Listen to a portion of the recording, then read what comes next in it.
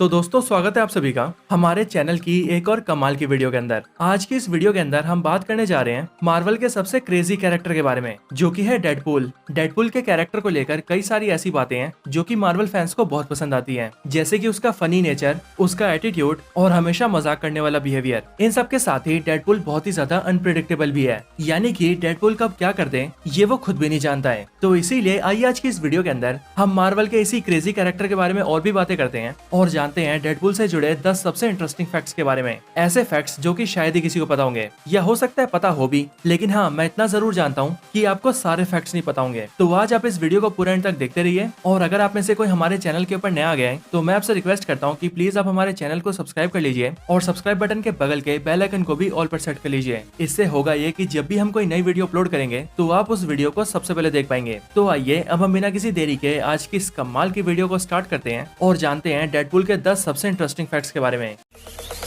Zombie apocalypse.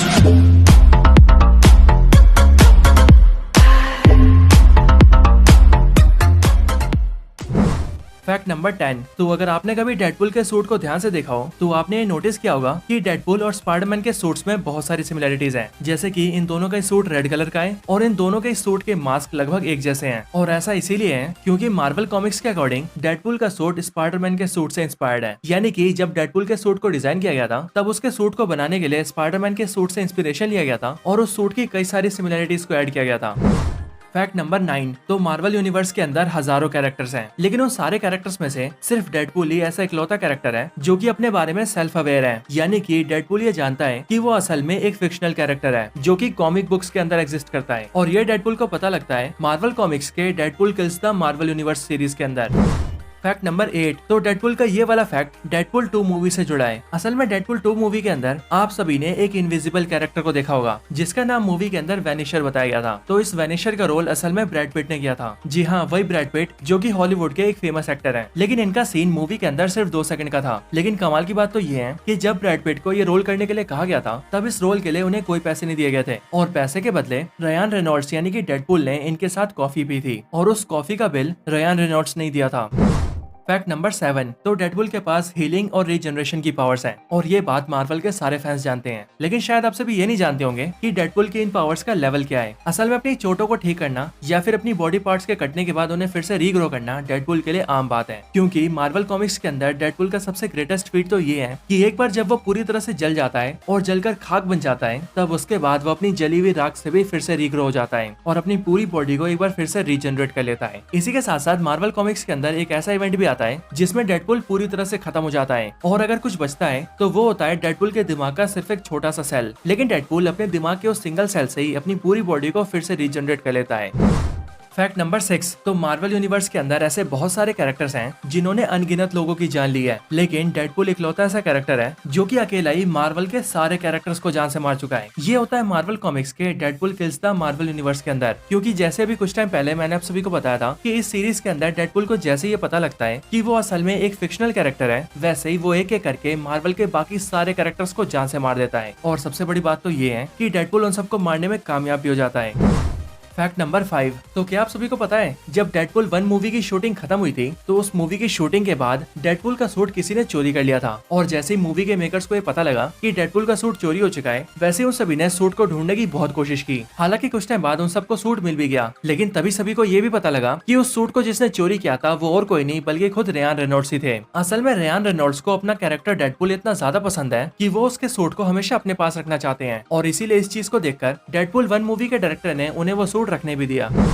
Fact number 4। तो शायद आप सभी को पता ना हो, लेकिन डेडपूल एक म्यूटेंट नहीं है। डेडपूल कोई म्यूटेंट नहीं बल्कि उसकी बॉडी म्यूटेटेड है। असल में वेड विल्सन को कैंसर हो जाता है, जिसके बाद वो एक ऐसे आदमी से मिलता है जो कि उसके सामने दावा करता है कि वो उसके कैंसर को ठीक कर सकता है और फिर उसके बाद ही वो वेड विल्सन को सीधा वेपन एक्स प्रोग्राम के अंदर ले जाता है और वहाँ लाकर उसके ऊपर एक्सपेरिमेंट करता है, जिस एक्सपेरिमेंट के अंदर वो वुल्वरीन के डीएनए को लेकर वेड विल्सन की बॉडी में इंजेक्ट कर देता है, जिससे कि वेड विल्सन की बॉडी म्यूटेट हो जाती है और उसके अंदर भी हीलिंग और रीजनरेशन की पावर्स आ जाती है, जिसके बाद वो बनता है डेडपूल। फैक्ट नंबर 3, तो डेडपुल और स्पाइडरमैन मार्वल कॉमिक्स के अंदर काफी क्लोज हैं और इन दोनों के बीच की केमिस्ट्री कॉमिक्स में काफी फेमस है और इसी वजह से कॉमिक्स में आगे चलकर डेडपुल और स्पाइडरमैन की एक बेटी भी होती है। अब ये वैसे नहीं होती जैसे आप लोग सोच रहे हैं, बल्कि ये बेटी होती है एक विलन की वजह से। असल में कॉमिक्स में एक विलन डेडपुल और स्पाइडरमैन दोनों के डीएनए को कलेक्ट कर लेता है और फिर इन दोनों के डीएनए को मिलाकर एक नए बीइंग को जन्म देता है, जो कि कहलाती है डेडपुल और स्पाइडरमैन की बेटी इट्सी। ये इट्सी देखने में स्पाइडरमैन जैसी होती है, यानी कि इसकी फिजियोलॉजी एक स्पाइडर जैसी होती है और इसके पास स्पाइडरमैन जैसी पावर्स भी होती हैं, जैसे कि वेब शूटिंग, वॉल क्रॉलिंग और स्पाइडर सेंस जैसी अदर पावर्स। लेकिन इसके साथ ही इसका दिमाग डेडपुल जैसा होता है, क्योंकि ये डेडपुल जैसी बिल्कुल क्रेजी होती है। साथ ही साथ कॉमिक्स के अंदर ये स्पाइडरमैन को स्पाइडर डैडी बोलती है और डेडपुल को डेड डैडी। लेकिन ये स्पाइडरमैन और डेडपुल दोनों से ही नफरत करती है और इसीलिए ये उन्हें मारने की कोशिश भी करती है, लेकिन कहानी में आगे चलकर डेडपुल इसे खत्म कर देता है।